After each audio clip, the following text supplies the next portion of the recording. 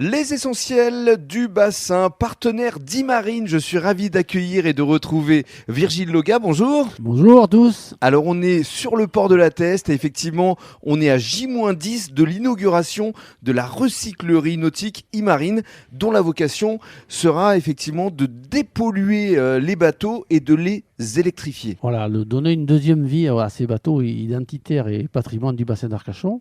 Ça va du petit couache jusqu'au pinasse et bateau-bac, pourquoi pas, de façon à préserver les savoir-faire et le patrimoine naval du bassin. Voilà, mais d'ici là, il va y avoir d'autres actualités, notamment le 11 juin, il va y avoir une exposition d'associations justement éco-responsables et qui sont dans le domaine maritime. Voilà, nous avons créé un écosystème avec des associations qui sont très actives sur le bassin, notamment sur le milieu maritime, et on les invite pendant toute une période des fêtes de la mer et des littoraux à venir squatter nos locaux et exposer, expo permanente, parce qu'on va avoir des visites grand public, scolaires et autres. Voilà, donc ils sont chez eux. À partir de ce mardi 11 juin, il va y avoir plusieurs associations, notamment Ecomer, Flo, Bionave, Sirena. Et puis le 14 juin, justement, à propos des balades pour la fête de la mer et des littoraux, vous allez démarrer des balades ici sur le port de la Teste. Voilà, l'idée c'est de pouvoir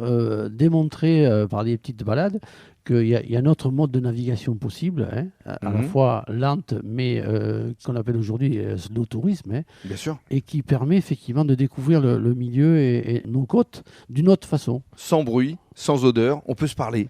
Voilà, c'est important. Effectivement, c'est important de communiquer parce que ça commence à manquer la communication. C'est la vocation justement d'Épinasse Électrique que vous avez créé il y a combien de temps déjà, Virgile ? Eh bien, ça va faire plus de 15 ans. Plus de 15 ans déjà. 15 ans, Voilà. Et donc avant l'inauguration, il va y avoir également des conférences, notamment sur le climat le 18 juin. Oui, voilà. Parmi nos partenaires, il y a différentes associations. Il y a une conférence aussi sur sur l'histoire du port et du Canelote, qui est à côté. Après, il y a sur le climat, il y a des fresques.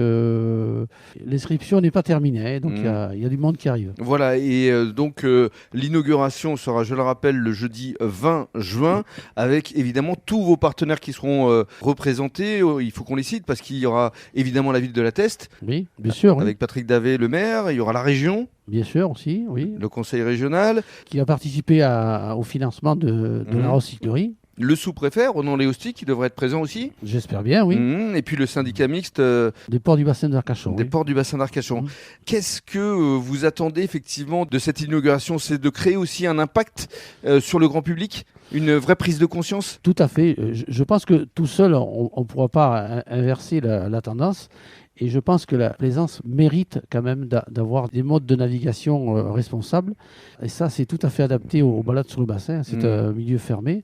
Donc, si on apporte les bonnes solutions, je pense que les gens vont adhérer, oui. Voilà, et ça va permettre aussi de préserver notre beau bassin. Voilà, préserver le beau bassin, plus préserver aussi une identité portuaire qui est chargée d'histoire, et aussi bien au niveau des bâtiments que des coutumes.